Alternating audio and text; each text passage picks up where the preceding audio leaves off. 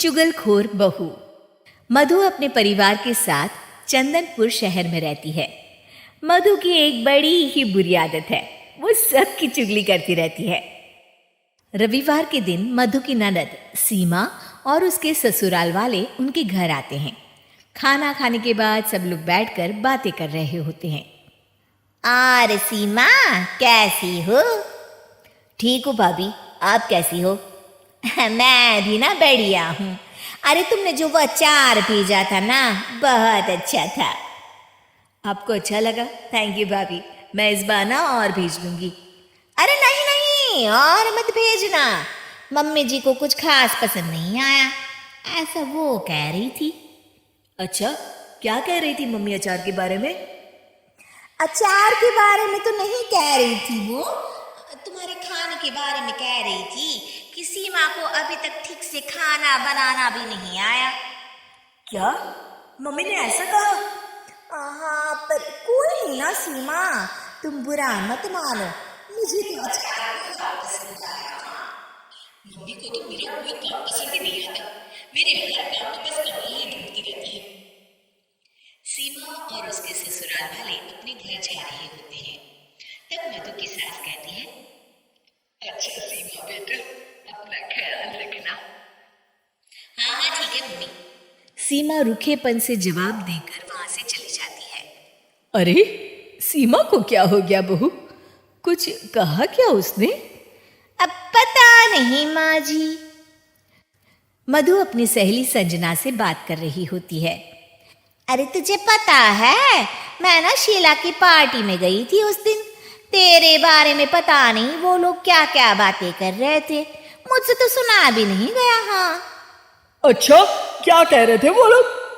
शीला कह रही थी कि जब भी मैं संजना को पार्टी में बुलाती हूँ वो आती ही नहीं, उसे पैसों का बड़ा घमंड है भाई। क्या उसने ऐसा कहा? मैं अभी उससे बात करती हूँ। अरे छोड़ ना, उसकी बात ही नहीं करनी हमें, छोड़, चल छोड़। मधु अपनी सहेली से बात कर रही होती है, तभी उसका पति सचिन आ जाता है।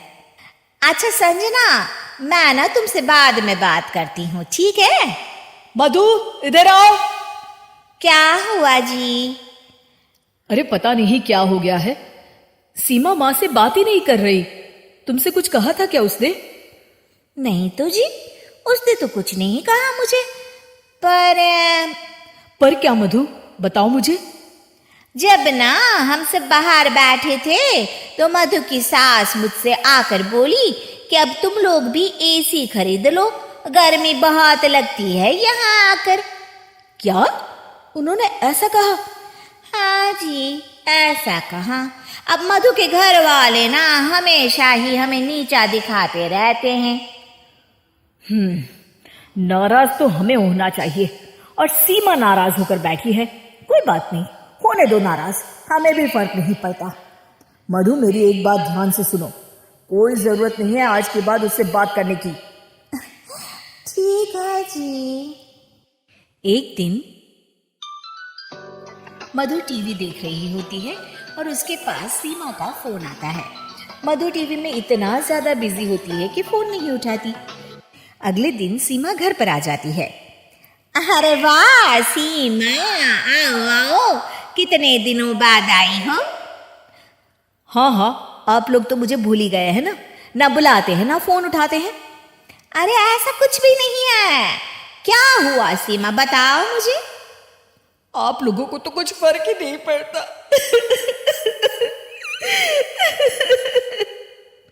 सीमा रोने लगती है और अपने कमरे में चली जाती है। तभी सचिन भी वहां आ जाता है। रुकिए जी, मैं बात करती हूँ सीमा से। मधु सीमा को समझाने जाती है और उसकी सास और सचिन दरवाजे के बाहर खड़े होकर सारी बातें सुनने लगते हैं। अरे छोड़ ना सीमा, तेरे भैया की तो आदत ही है बात का बतंगड़ बनाने की। मैंने उन्हें बताया भी कि सीमा के घर वालों को गर्मी लगती है, जब वो लोग आते हैं तो हमें एक एसी ले लेना चाहिए, तो उसमें भड़क गए, कहने लगे उन्हें अपनी अमीरी पर बड़ा घमंड है। मधु की सास और सचिन ये सब सुनकर चौंक जाते हैं कि मधु ये सब क्या बोल रही है। शायद मेरी ही गलती है, मुझे यहाँ आना ही नहीं चाहिए था भाभी। अरे नहीं नहीं मधु, तू क्यों नहीं आएगी? ये घर तेरा भी तो है ना। माना कि मम्मी जी तेरे हर काम में कमी निकालती रहती हैं, पर तभी अचानक सचिन और उसकी सास कमरे में आ जाते हैं और मधु उन्हें देखकर चौंक जाती है। मम्मी जी, मैं ना सीमा को बस समझा रही थी कि वो कहीं ना जाए। समझा रही थी या भड़का रही थी? हाँ, तुम इतनी बड़ी चुगलखोर हो मधु, हर किसी की बुराई करती हो, सबके बारे में झूठ बोलती हो ताकि हमारे बीच झगड़ा हो। मुझे नहीं पता था कि मेरे सामने तुम्हारा ऐसा रूप भी आएगा। मुझे माफ कर दीजिए जी। आपने मुझसे भी झूठ बोला भाभी। उन तीनों के सामने मधु की पोल खुल जाती है और वो सर झुकाए खड़ी रहती है। लेकिन अब कर भी क्या सकती है?